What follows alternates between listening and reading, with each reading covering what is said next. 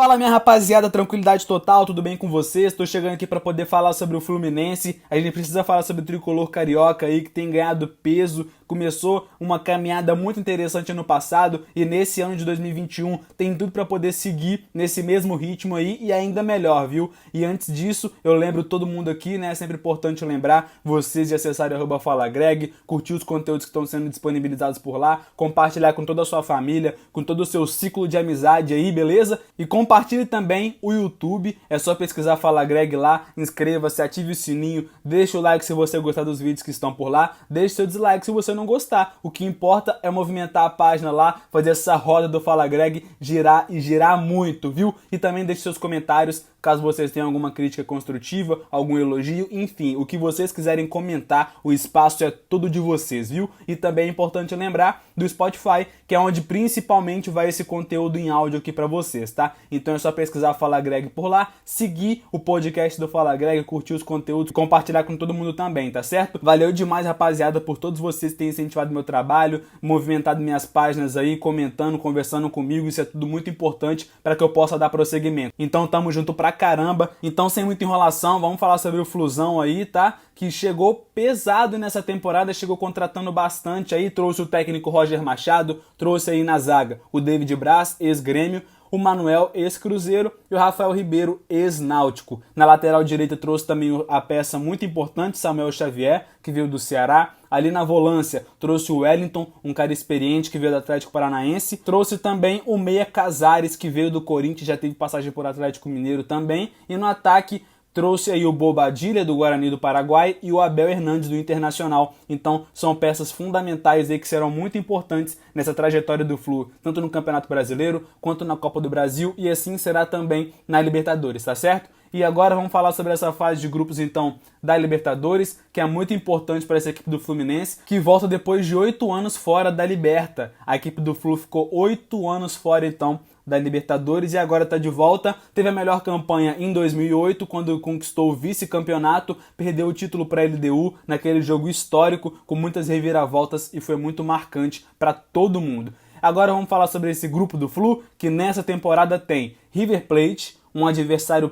pesadíssimo e é favorito ao título, né, inclusive, Santa Fé e o Júnior Barranquilla. Então é um grupo muito pesado, com equipes renomadas aí no futebol sul-americano, equipes muito interessantes e que podem dar um certo trabalho para o Fluminense, porém a gente já viu, já pôde acompanhar aí essa estreia do Flu na Libertadores e não foi bem assim não, viu? O Flu inclusive foi bem melhor que o River Plate, mas eu vou comentar um pouquinho disso mais pra frente. Agora vamos destacar um pouco dessas peças fundamentais do Flu aí, que podem fazer total diferença ao longo dessa temporada em todas as competições que a equipe do Roger Machado vai disputar. Nós temos aí o ídolo do Flu, né, que não podemos deixar de citar ele, o Fred, ele que é referência técnica do time aí, aos 37 anos, tem 6 gols em 6 jogos na temporada. Temos 3 destaques também, são 3 jovens muito interessantes que vieram da base do Flu aí, é o caso do Kaique, do John Kennedy e do Luiz Henrique. São jovens que têm bastante qualidade e poder ofensivo, eles inclusive já chamam a atenção de grandes clubes ao redor do mundo aí. E temos também recém-chegado Casares, que já fez uma diferença total nesse primeiro jogo, que eu vou falar já já, tá? O Casares, que é esse meio equatoriano aí, que chega para dar mais qualidade técnica e tática ao time e será a peça-chave, como eu já disse aqui, na Libertadores. Outro cara que é muito experiente, assim como o Fred, faz muita diferença dentro do elenco, é o Nenê, que apesar da idade tem muita noção de jogo e sabe bem o que é disputar grandes competições, né, com grandes jogos. Muito da construção ofensiva do Flu passa pelos pés desse maestro aí de 39 anos, então é uma peça fundamental também para essa equipe de Roger Machado. Ele que tem 11 jogos pelo Flu, são 6 vitórias, 2 empates e 3 derrotas. O Roger que já chega com boas ideias para essa equipe do Flu, ele que busca proteger mais a defesa ali, para isso ele coloca um volante à frente da zaga. Quem tem feito esse papel é o Martinelli, o Wellington recém-chegado pode roubar a vaga, mas quem tem feito isso aí é o Martinelli, o jovem que veio da base do Flu também, essa base de Xerém aí também que é bastante recheada, assim como a gente sempre fala que é, né, lá do Peixe, que água que esses meninos do Peixe bebem, e assim também serve para o Fluminense, né, que revela muitos grandes talentos aí no futebol brasileiro. Além disso, o Roger tem em mente um tripé no meio, galera. Diante do Botafogo, por exemplo, ele entrou com o Wellington mais próximo dos zagueiros ali para poder ajudar na saída de bola, e Iago, Felipe e Martinelli mais à frente na construção ofensiva. O Roger que busca um time com linhas mais próximas, agressividade no campo de ataque, buscando o gol a todo instante, e esse é um pouco do que ele traz aí dessa ideia de futebol moderno que ele conhece bem. A gente pôde ver esse bom trabalho dele, por exemplo,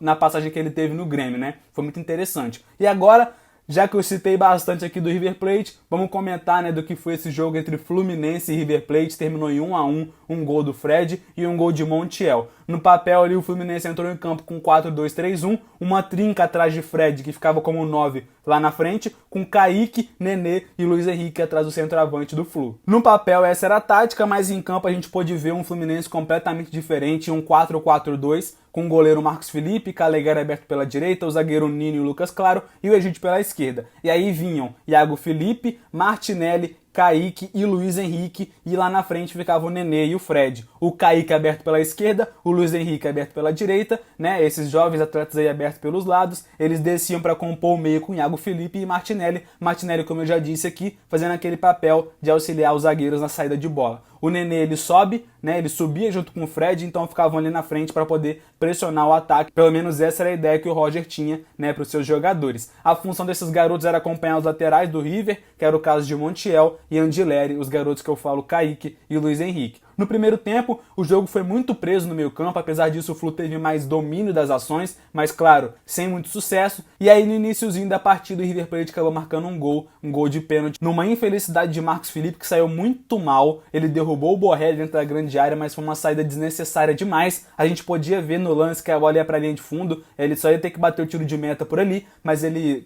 que não tem muita experiência nessas grandes competições, acabou falhando e falhando feio, o que colocou o Fluminense em risco já no primeiro tempo, já no iniciozinho de partida. Mas enfim, o Flu foi muito firme nesse primeiro tempo, conseguiu boas ações ofensivas, mas como eu já disse, sem muito sucesso. O grande problema era que o Fluminense dava muita liberdade para o River sair com a bola. Ele não tinha uma marcação-pressão lá em cima, como pedia todo instante o Roger. O problema também, né, pessoal, que passava pelo Nenê e pelo Fred, e dificilmente eles conseguiam fazer isso. Atletas que têm idades avançadas aí, o Nenê com 39 anos e o Fred com 37, então dificilmente eles conseguiriam fazer toda essa pressão lá em cima, o que é bastante complicado para atletas da idade deles, né, pessoal? Atletas experientes que conhecem muito bem as quatro linhas, mas para poder fazer esse tipo de marcação-pressão é muito difícil, é muito complicado, porque eles perderiam muito gás ali nesse meio tempo, e aí dificultaria para eles poderem voltar para a segunda etapa, enfim. Já que eu falei em segunda etapa, inicialmente, né, o Flu manteve a mesma pegada, não conseguia subir as linhas para poder tomar conta do campo defensivo do River,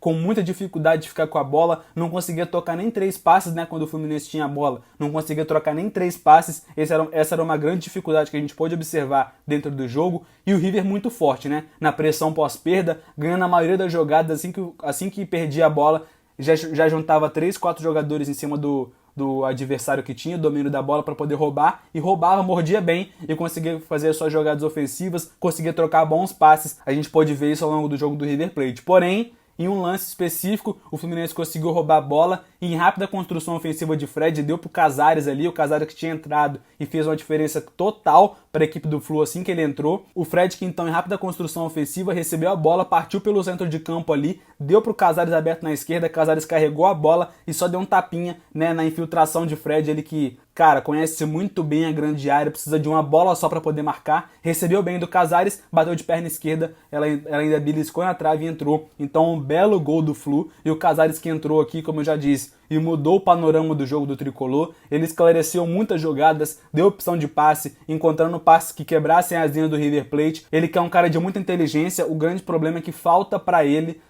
esse atleta equatoriano regularidade, né? A gente sabe que o extracampo dele é bastante complicado, mas a gente espera que o Roger Machado consiga contornar toda essa situação, juntamente com o Nenê, Fred, atletas experientes aí que podem dar um auxílio tanto para esses jovens quanto para esses recém-chegados, né? Então, é uma equipe muito bem montada. O Roger Machado foi uma grande escolha para essa equipe do Fluminense. Ele que é um cara que tem ideias desse futebol moderno muito interessantes e que podem fazer muita diferença, principalmente com essas peças que o Flu contratou. É o caso aí do Bobadilla, atleta experiente, o próprio Abel Hernandes, que veio do Inter, fora o Wellington, como eu já disse aqui, também um volantão muito consistente, tem boas imposições ali naquele centro de campo ali, onde ele atua, para poder roubar a bola, fazer os desarmes e sair, né, dar aquele passe inicial para a construção ofensiva, para a chegada ofensiva do Flu, tá? E principalmente com esses jovens atletas, né? Kaique ali, que joga um bolão, um moleque realmente embaçado, diferenciado, assim como é Luiz Henrique, aberto ali pelo lado direito. Então são atletas muito interessantes que vão fazer muita diferença nessa equipe do Flu, e o que a gente espera é que o Fluminense consiga chegar cada vez mais longe dentro da Libertadores, dentro do Campeonato Brasileiro, assim como foi na temporada passada, né? Uma crescente, que o Fluminense venha nessa crescente e não pare, continue decolando, porque é um time que está muito bem montado e muito bem esquematizado, e vai melhorar isso ao longo da temporada com o Roger Machado, beleza? Então esse foi um pouco aí do Fluminense, essa equipe que tem tudo para poder crescer nesse 2021, nessas competições que está disputando e ganhar mais casca, mais peso para poder chegar nessa crescente, como eu já disse aqui, e ir caminhando bem, né? Com o técnico Roger Machado e com essas peças importantíssimas que eles têm dentro do elenco, beleza? Então é isso, pessoal. Deixe seus comentários aí, o que vocês acharam desse panorama geral que eu trouxe para vocês sobre o Fluminense. Comentem aí, compartilhem com todo mundo os conteúdos, beleza? Espalha pra geral aí. Deixa todo mundo saber dessa importância do Fluminense, para todo mundo ficar com medo mesmo, porque o Fluminense nessa temporada tem tudo para poder surpreender muitos grandes clubes como fez na temporada passada, beleza? Então é isso, rapaziada, tamo junto demais, valeu todo mundo que tem me acompanhado aí, compartilha esse podcast, os vídeos para todo mundo, beleza? Tamo junto, um forte abraço e até a próxima, valeu!